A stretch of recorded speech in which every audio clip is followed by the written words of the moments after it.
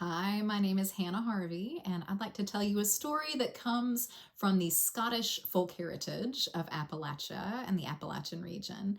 It's a story that comes from Scotland, and Tim is going to tell you how it further connects with Appalachian heritage, but I'm going to tell you the Scottish version of this story.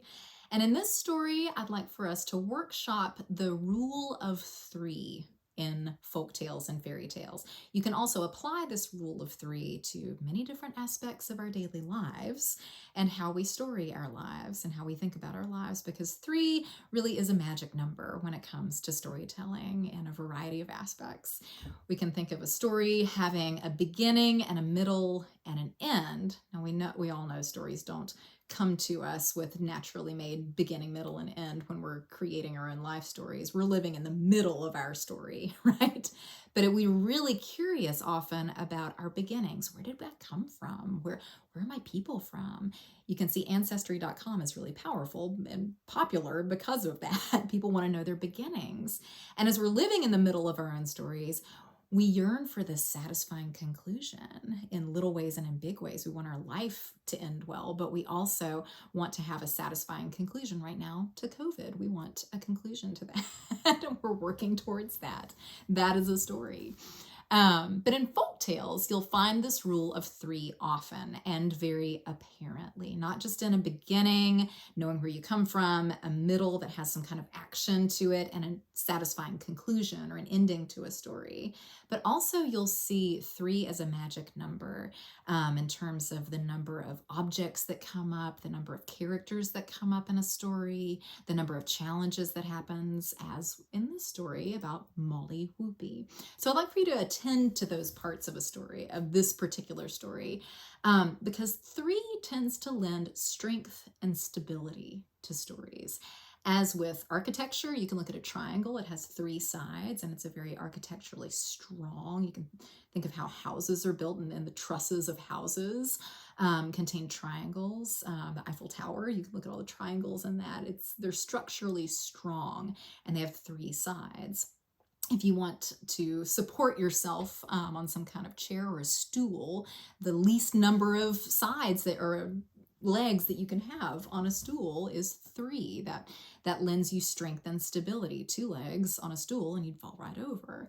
So you see three again and again in nature. Liquid, you can find liquid, solid, and gas forms of water, protons, neutrons, and electrons in the very structure of our being. There, you see three repeated over and over again in the natural world and in the storytelling world. So as you hear this story, listen to the strength and structure that three provides in the story of Mollie Whuppie from Scotland. Once upon a time, a long time ago, in Scotland, there lived a family, and that family was very, very poor. They were so poor, they didn't have enough food to feed all of their children, their many, many hungry children. And so the father and the mother, they decided there was only one thing that they could do. And so they took their three youngest children, and they sent them out, boop, boop, boop, out the door, out into the world, and whoosh, shut the door. And there the girls were, tossed out on their own on the edge of a deep, dark wood. And the girls, they were afraid. And the oldest of those three girls, she was afraid, and she shivered. And the second oldest of those girls, she was afraid, and she quaked. But the youngest, the third girl, she was brave. Even though she was afraid, she was brave, and she was smart, and she was clever. And her name was Mollie Whuppie. Isn't it a great name? And Mollie Whuppie, she looked out at those woods, and she summoned up her courage, and she said, "Oh, well, so that's the world. Well, let's go out into it then." And so off they went into the woods. The girls walked and walked. They walked all day until the sun had set and the moon rose. They walked on. It started to get cold in those woods, and they were hungry. They hadn't eaten in a long time. They walked further and further into those woods until at last, in that dark and that gloom, they started to see a light. They walked a little closer to that light, and they saw that light. It was coming from a window inside a huge house. It was an enormous house in this clearing. Well, they went up to the door of that house, but it was huge. And the oldest girl, she was afraid, and she shivered. And the second oldest girl, she was afraid, and she quaked. But the youngest, Mollie, she was brave, and she was smart, and she was clever. And she knocked on that door. And the door, it opened, and there, standing in the doorway, was the largest woman that either of those three girls had ever seen. And the oldest girl, she was afraid, and she shivered.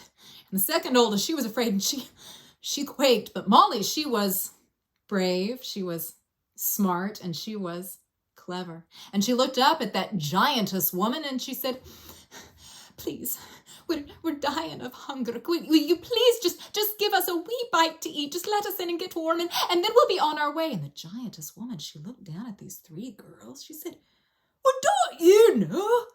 My man is a giant, and he'd eat you as soon as look at you. No, you cannot stay here. Oh, please, we're dying. Would you please just give us a wee bite to eat, and then we'll be on our way." And the giantess woman, she took pity on the girls. She said, come in. She shooed those girls in and shut the door. She got those girls over near the fire where they got warm.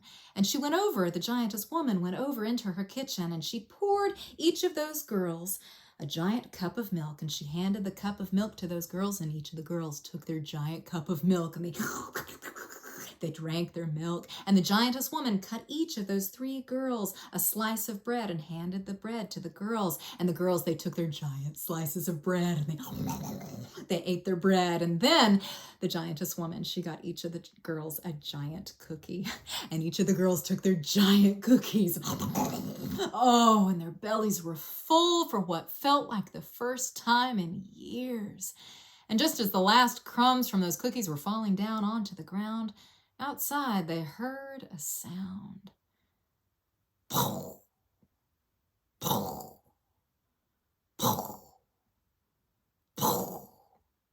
Fee, fi, fo, fum. And the door opened, and there, standing in the doorway, was the largest man that Mollie Whuppie and her sisters had ever seen. And the oldest sister, she was afraid, and she shivered. The second oldest, she was afraid, and she quaked. But Mollie, she was brave, smart, clever, and she stared up at that giant. And the giant, he came in, and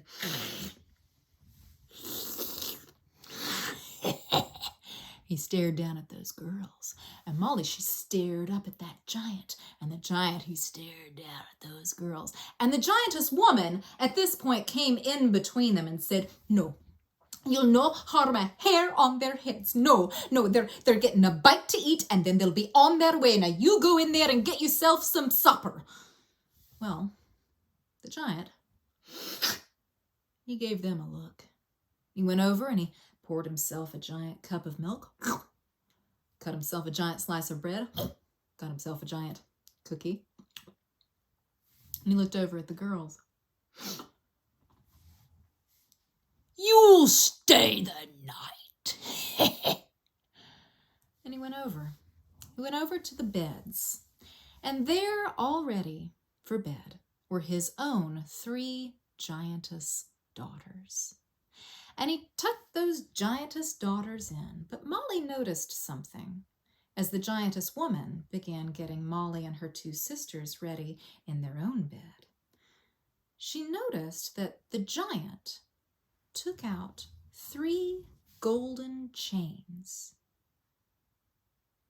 And he put a golden chain around the necks of each of his own giantess daughters.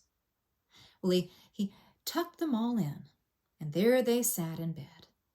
And in the other bed, there was Mollie and her 2 sisters. There they were, and they all tucked in, and the first sister, she fell asleep. The second sister, she fell asleep. And Mollie, she pretended to sleep. And Mollie noticed.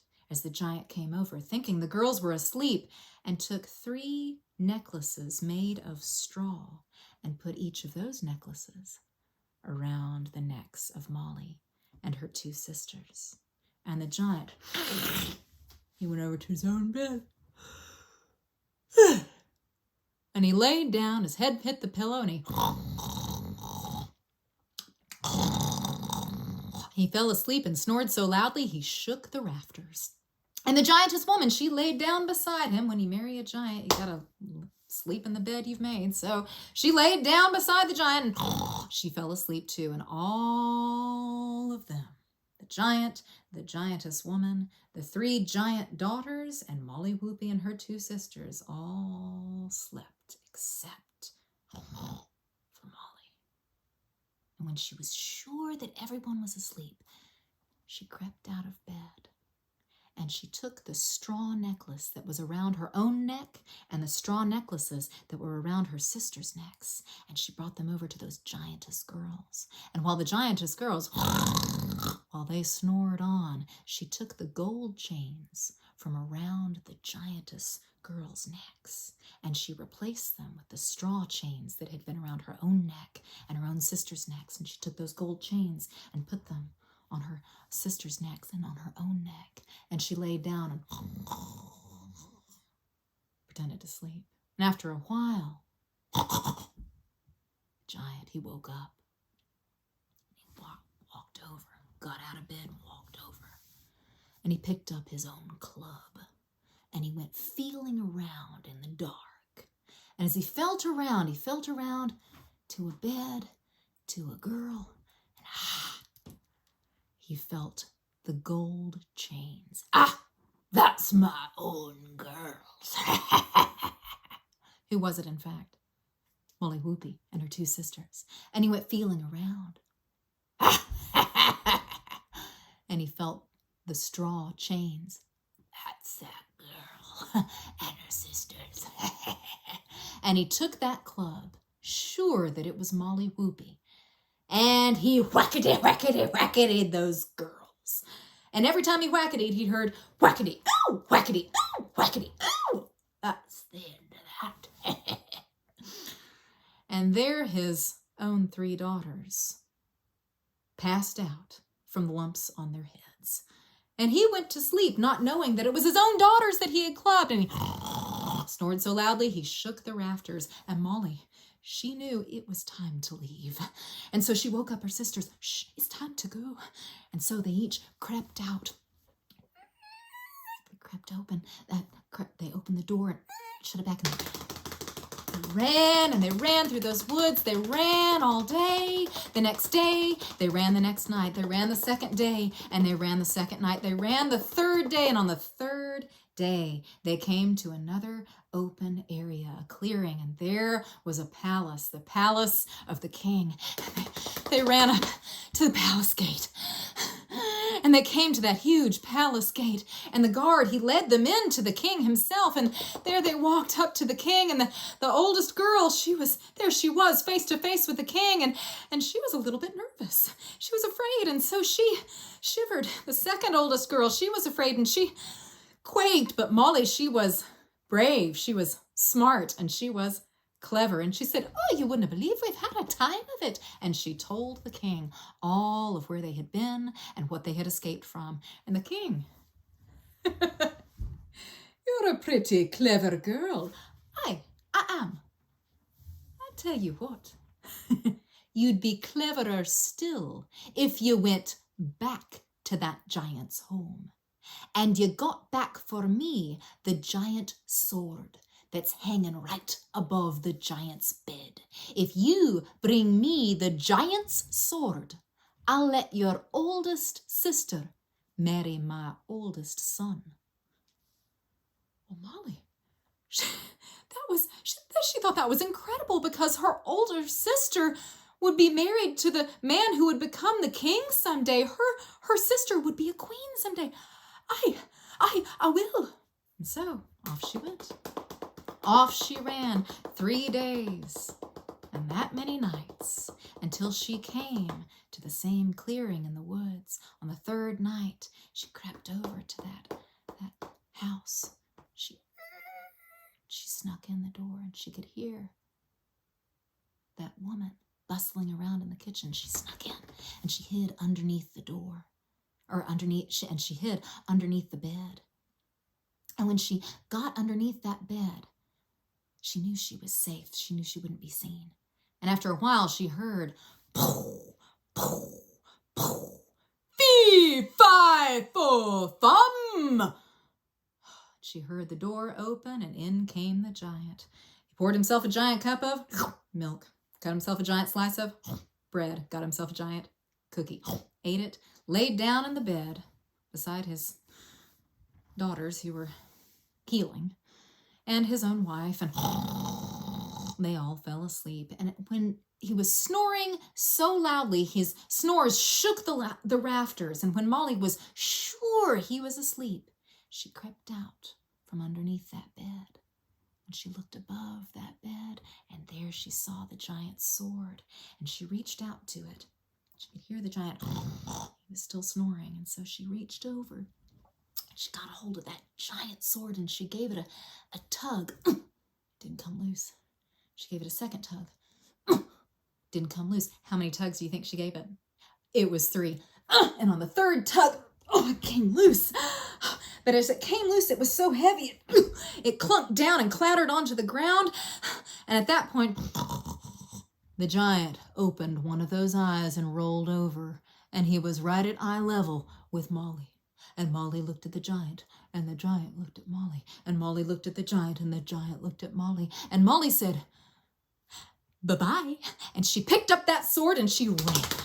She ran, and she ran, and off came the giant behind her. Pooh, pooh, pooh, pooh. "Mollie!"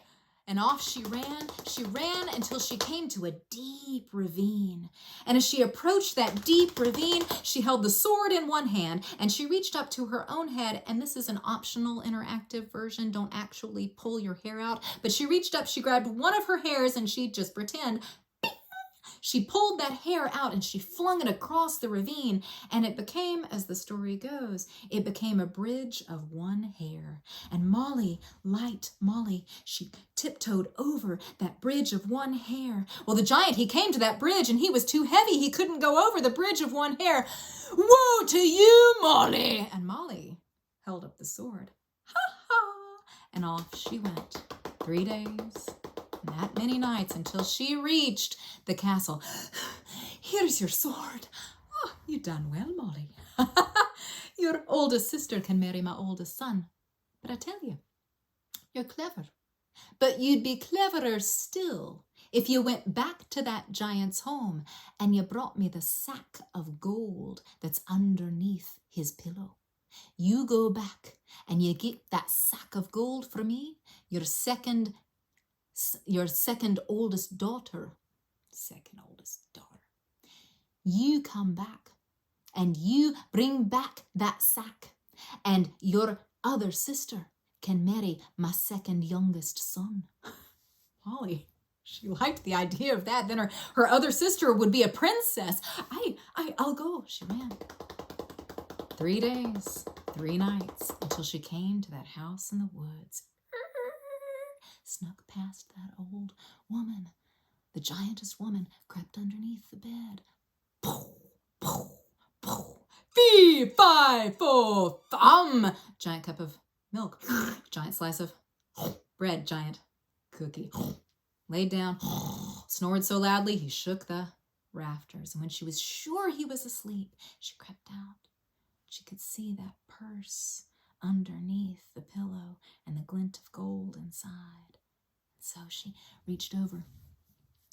She grabbed hold of that purse and she gave it a tug. Didn't come loose.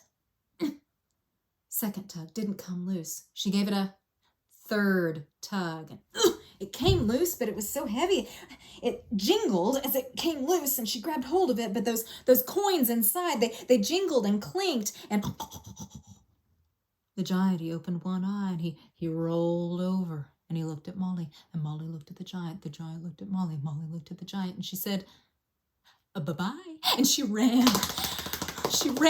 and off behind her came the giant, until she reached that deep ravine. She reached up. The purse was in one hand, that sack, and with the other hand she, bing, don't actually pull your hair out, bing, and she flung that hair over the ravine. It became a bridge of one hair. She tiptoed over it.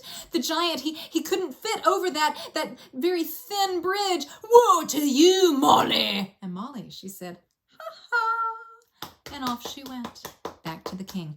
There's your sack of gold. Mollie,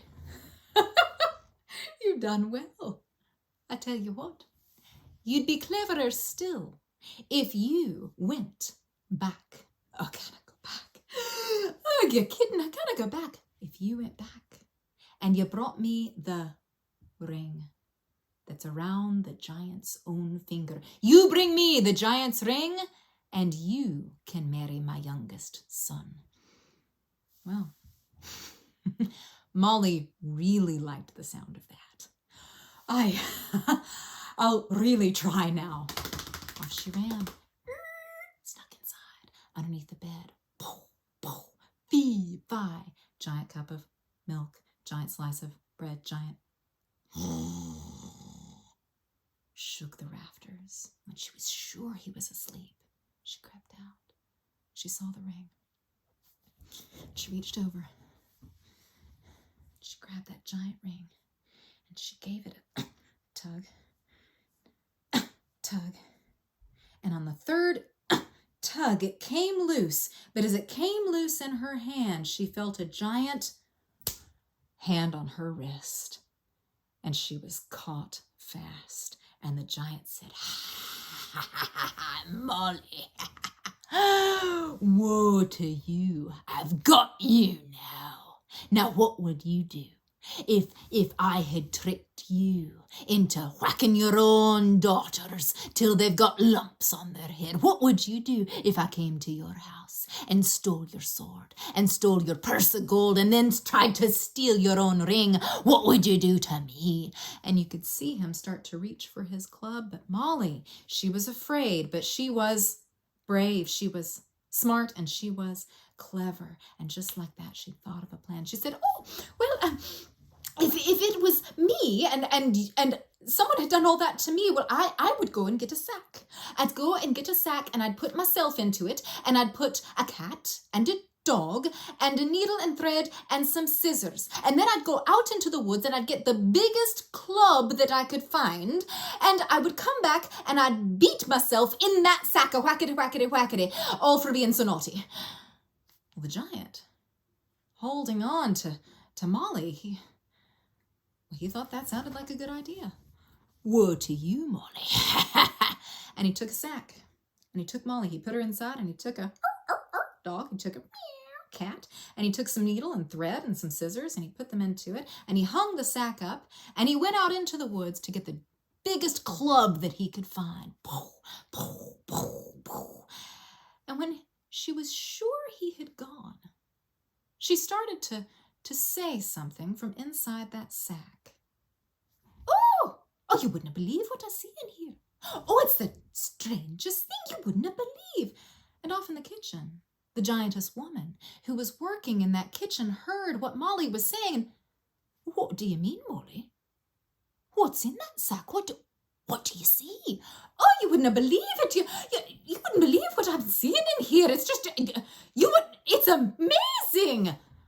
What, Mollie? What's in the sack? What, tell me? Oh, well, you just have to come in and see for yourself.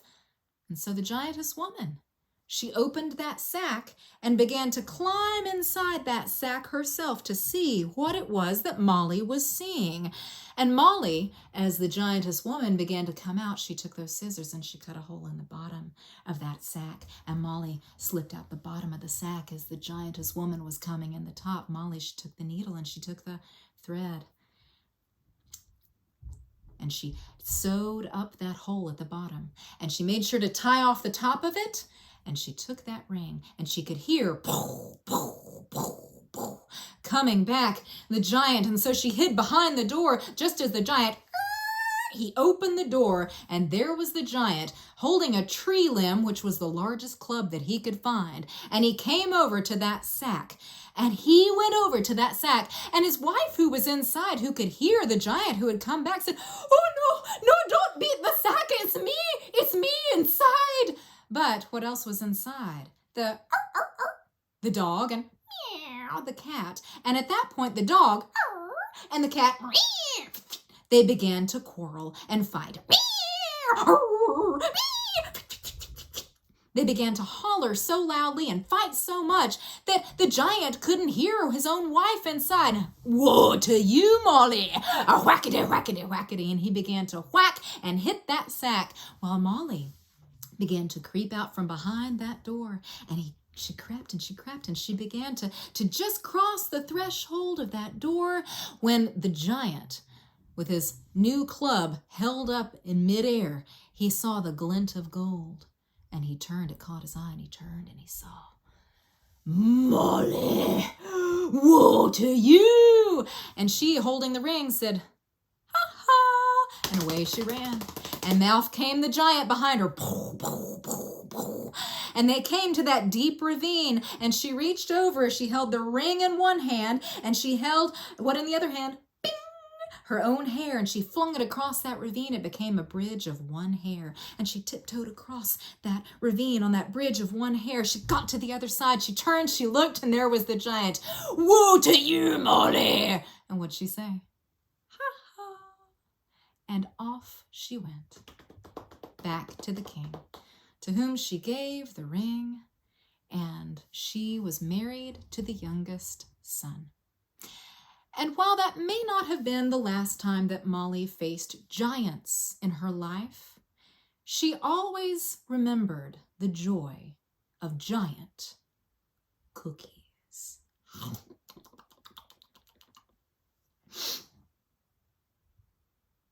And that is the story of Mollie Whuppie from Scotland.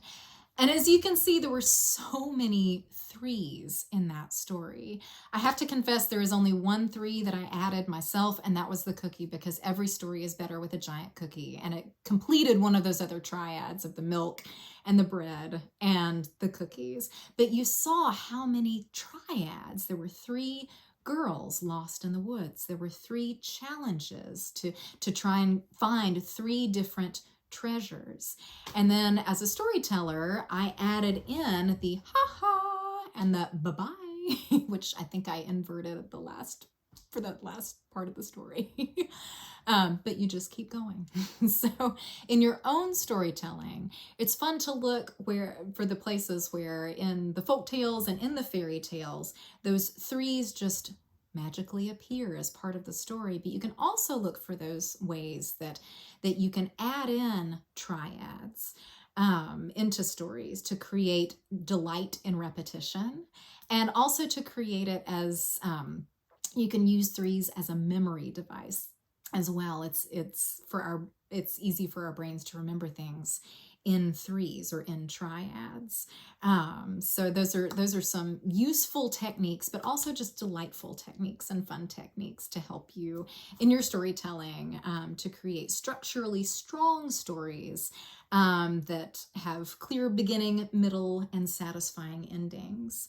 And I encourage you too to go and enjoy your own giant cookie at some point today in your Thanksgiving feasts and beyond.